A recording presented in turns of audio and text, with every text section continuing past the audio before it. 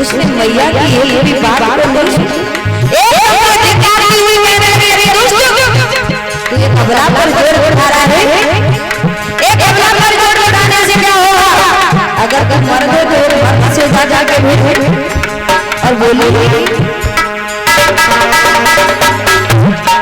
अरे दुष्ट से कैसे बचवा,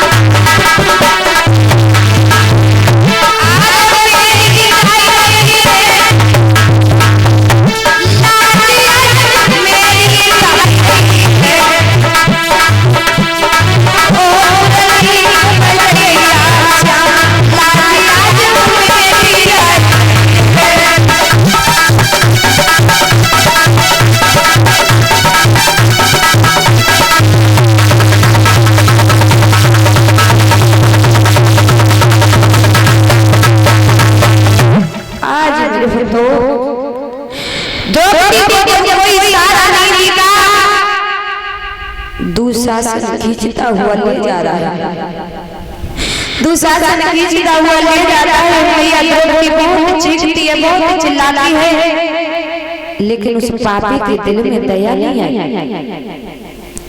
एकदम से सभा में लाला के खड़ा कर दिया।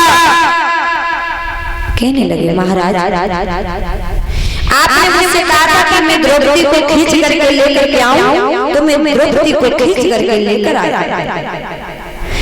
एकदम जैसे ही द्रौपदी को देखा तो आज दुर्योधन जो ठट्ठा मार कर हंसने लगा। एकदम कहने लगा द्रौपदी अब क्यों रो रही हो? अरे अब क्यों रो रही हो? उस दिन हमसे कहा कि अंधे के अंधा होते।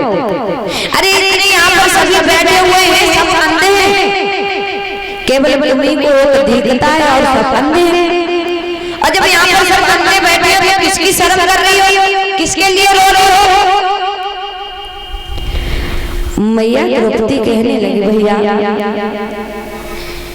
ये आप क्या कर रहे हो? तुम्हें नहीं पता भला ये अबड़ा का सभा में क्या काम है? आप मेरी बेइज्जती कर रहे हो भैया। अब हम कहाँ जाएं? किसका सहारा रखें? कहने लगे कहीं जाने की जरूरत नहीं। एक काम करो, अपनी साड़ी को उतार करके मेरी जंघा पर बैठ जाओ। और जैसे इतनी बात की तो एकदम से भीम को बहुत क्रोध आया। और जैसे ही भीम खड़े हुए तो धर्मराज ने बिठा लिया था भैया अब द्रौपदी पर हमारा कोई अधिकार नहीं है। कभी द्रौपदी धर्मराज के पास भाग करके जाती है, कभी भीष्म पितामह के पास जाती है, लेकिन उस सभा में सबके सिर नीचे थे। सबने अपने अपने सर नीचे कर लिए, किसी ने भी द्रौपदी की तरफ नहीं देखा। और जब द्रौपदी की तरफ नहीं देखा तो एकदम से दुर्योधन कहने लगा भैया दुशासन अब देर न लगा, जा करके द्रौपदी की साड़ी को खींचो और उसे नंगी करके मेरी जंघा पर बैठा।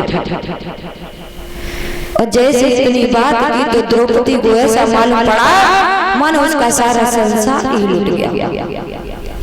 जब सारे टूट जाते हैं और जब सब सारे टूट जाते हैं द्रौपदी की, तो अंत में वो भगवान को पुकारने लगी।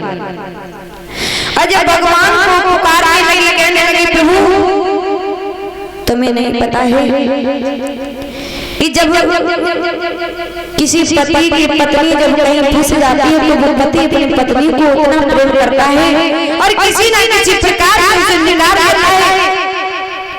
लेकिन हमारे तो 5 पति हैं, 5 पति हैं और 5 पति इस सभा में शीश को झुकाए बैठे हुए हैं।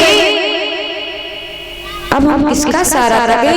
अब मुझे किसी का सहारा नहीं रहा है, बोलो अब तुम्हारा सहारा है। दोनों हाथ ऊपर कर लिए और दोनों हाथ ऊपर करके भगवान को पुकारने लगे, कहने लगे